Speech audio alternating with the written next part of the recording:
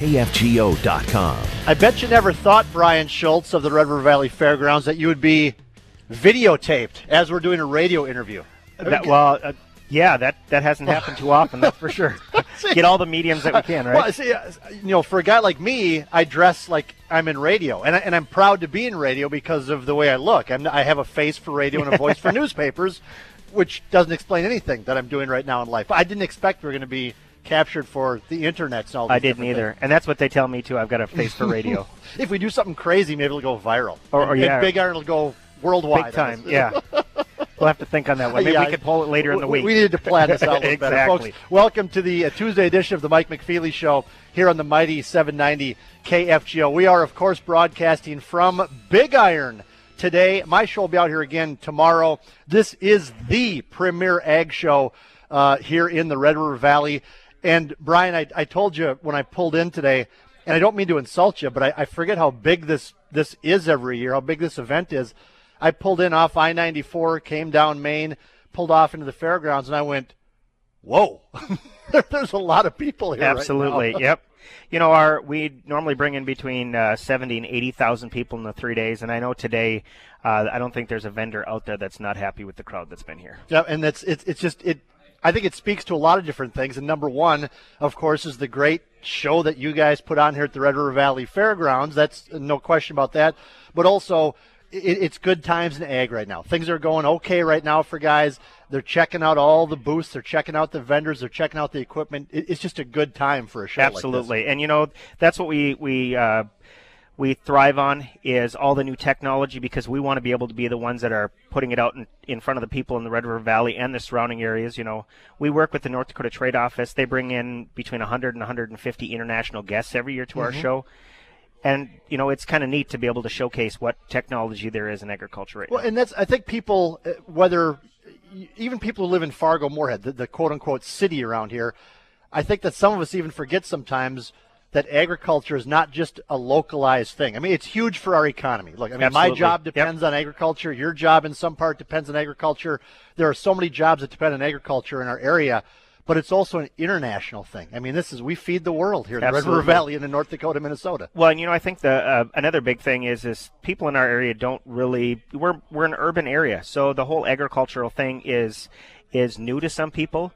That's why even at the Red River Valley Fair, you know, we've got our Ag Education Center. It's an opportunity for people to see where their food comes from, how it's raised, all that kind of stuff. This is just that next step. This is actually the front side of it. These are the pieces of equipment that do the farming and all the technology that goes into it. So I think that's another huge part to it. And it reminds me, and I work for the greatest ag station in the country, KFGO, and my background is rural.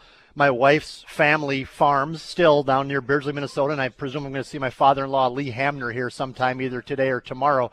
But even I sometimes forget about this, that, you know, I mean, I live right in the middle of it. Yep. I know, you know, you said we're an urban area. We are, I guess, sort of, kind of. But so many people have connections, and sometimes those connections get maybe frayed a little bit. Absolutely. You know? I mean, It's just a different. This helps remind me of where we are, I guess. Right, is the point I'm trying and it's to make. just the pure. I mean, the size of some of this equipment. You know, we talk to a lot of our vendors, and why does it continue to grow? Well, we have more land to get through. We've got a faster, as you know, that's a big thing.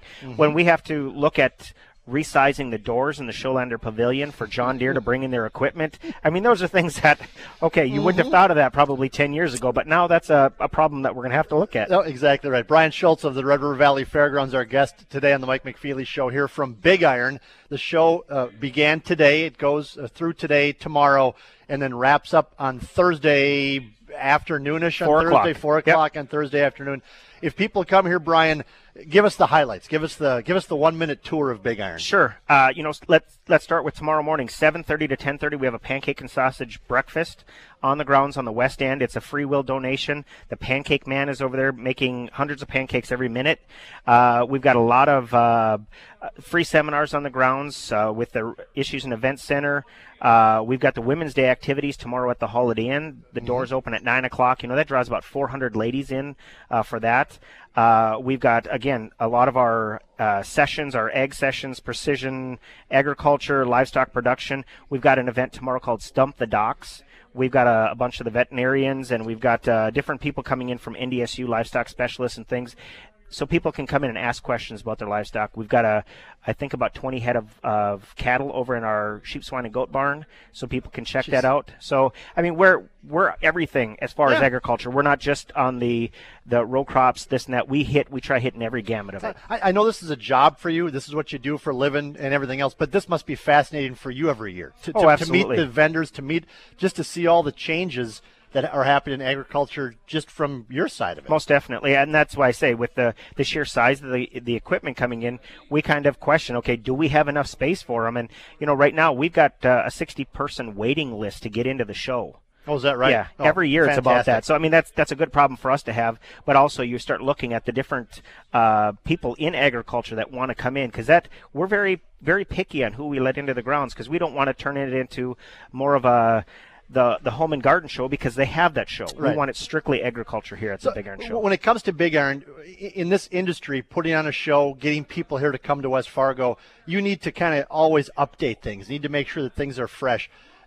Do you guys do that, or does the agriculture industry kind of take care of that by itself with all the innovations they are making, or is it a mix of, hey, here's how we can make it a little bit better, here's how we can do this a little bit better? Well, I think it's a combination, but I would say about 95% of it comes from our vendors.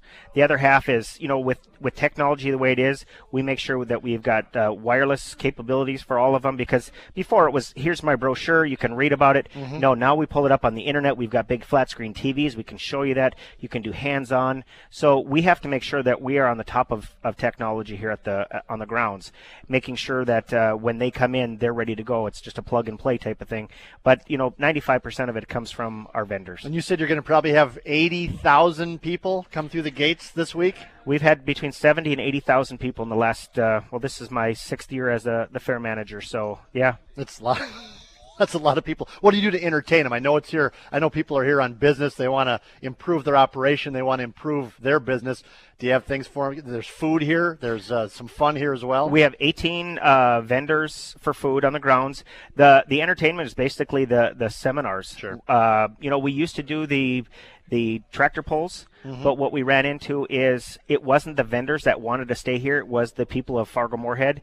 And what would happen is we had to bring on 3 times the amount of security because all the vendors had gone, and then it's like they would just go out into the crowd, and we couldn't control them. Things were being taken from booths. And I gotcha. So we looked at that, and just the sheer cost, insurance and all that kind of stuff, it just wasn't working into our plan. This is entertainment in and of itself. Absolutely. And just talking to people. I've already chatted with some folks out on the ground. It's just a fun few days here in West Fargo. Well, you got Chevy out in the grandstand now. They do ride and drives, so they bring in their brand new equipment, and you're able to take and drive around pickups and SUVs and all that kind of stuff. So that kind of took over all that area. Again, we've got a waiting list, and we use every square inch of this ground as possible. Excellent, cool, Bryan. Thank you. Thanks for coming on. Appreciate and say hi to the video camera. There we are. Bye bye, folks. Check out our website if you have any other questions. BigIronFarmShow.com.